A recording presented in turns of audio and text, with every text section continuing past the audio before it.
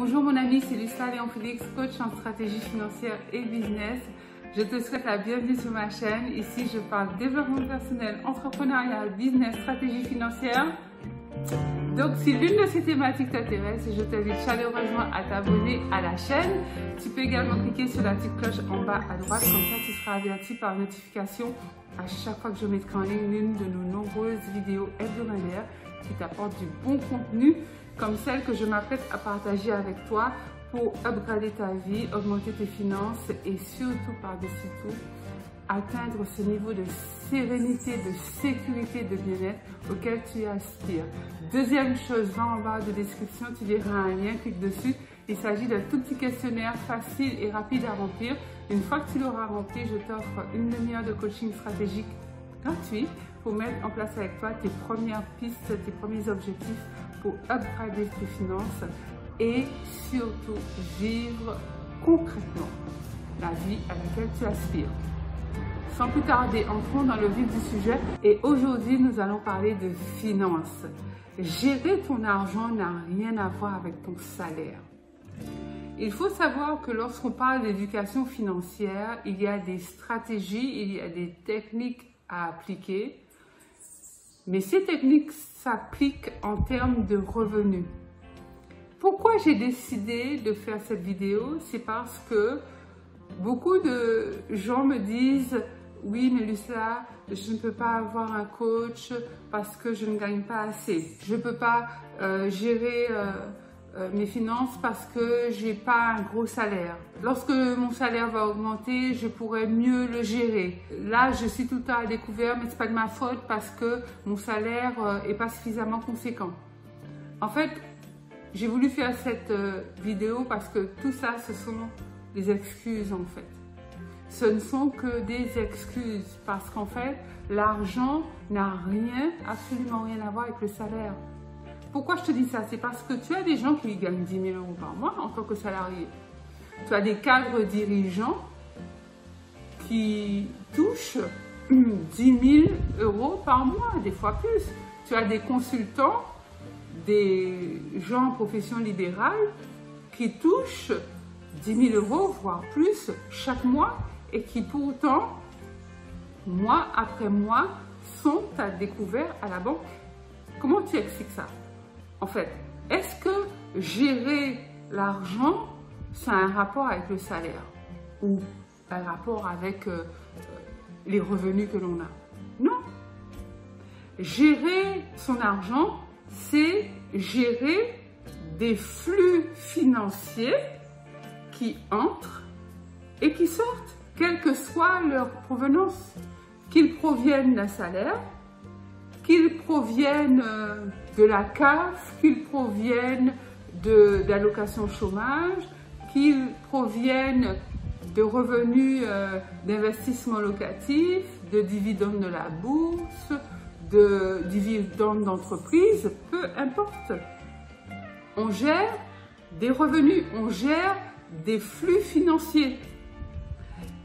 Et gérer tes revenus, c'est te dire que tu as tel niveau de revenus et pas tel salaire et que tu vas mettre une fraction de ces revenus dans divers endroits, tes comptes bancaires.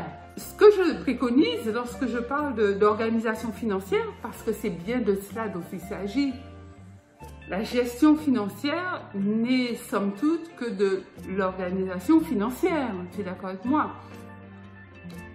Il faut être très pragmatique. Il faut aimer faire des maths. Il faut avoir une calculatrice au départ. Avant que les choses ne soient calées, il faut avoir une calculatrice et te dire que ce que tu vises, c'est que 50% de tes revenus, et non pas de ton salaire, si jusqu'à présent l'ensemble de tes revenus n'est constitué que de ton salaire, ok, c'est ton point de départ, c'est pas forcément ton point d'arrivée, parce que tu es quand même sur une chaîne business qui te montre plusieurs stratégies pour pouvoir démultiplier tes sources de revenus et ne plus avoir que ton seul salaire. Mais si tu n'as que ton salaire au jour d'aujourd'hui, c'est très bien. Ça sera la base de départ. Donc de faire en sorte que 50% de tes revenus soient alloués à tes charges personnelles et familiales. Et le reste de tes revenus, à ce moment-là, tu les places. Moi, j'utilise la méthode des 5 fois 10%. C'est-à-dire que tu dois avoir des compartiments, c'est-à-dire des comptes d'épargne, donc dans des banques différentes ou au sein de la même banque, pourquoi pas. Mais des comptes d'épargne qui vont te permettre de distinguer chacun de tes portefeuilles d'épargne, entre guillemets. Donc la deuxième moitié de tes revenus, donc l'autre 50% de tes revenus, tu prends 10% que tu alloues à ta formation, 10% que tu épargnes pour le au cas où, la tuile qui arriverait en fait. Tu as le troisième poste d'épargne qui concerne les dons, les actions caritatives. Ensuite, tu as le quatrième poste d'épargne qui concerne tes loisirs, tout ce qui est un peu fun. Et le cinquième poste, les cinquièmes 10% sont alloués à l'épargne de manière à pouvoir investir en fait. Que ce soit en bourse, dans l'immobilier, peu importe. Donc tu peux te baser sur ce schéma d'épargne que j'ai mis en place et que tu peux retrouver dans une vidéo que je te mettrai là, pour t'aider à mettre en place une meilleure gestion de ton argent, parce que l'idée centrale que j'aimerais te faire passer, c'est que tu dois absolument savoir où va ton argent. Si tu veux gérer ton argent, si tu veux ne plus être à découvert à la banque de mois en mois, si tu veux que ta banque te prenne au sérieux lorsque tu viendras la voir pour faire un investissement ou pour t'accompagner lorsque tu voudras créer ta boîte, il faudra que tu aies un compte nickel.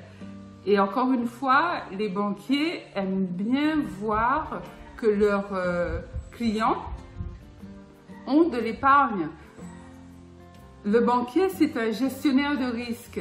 Donc, plus tu lui donneras de signaux qu'il n'y a pas de risque avec toi, si elle te prête de l'argent, et plus les chances que tu obtiennes un oui seront grandes en fait.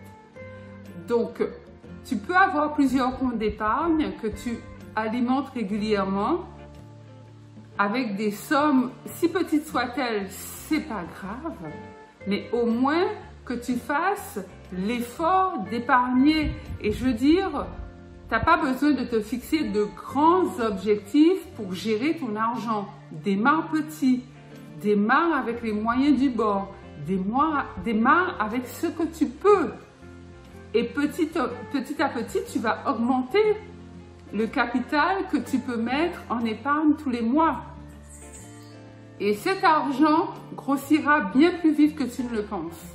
Et c'est cet argent que tu trouveras pour pouvoir investir, pour pouvoir te faire plaisir, pour pouvoir aider les autres, pour pouvoir te former, pour pouvoir créer ta boîte, enfin tout ce que tu veux faire.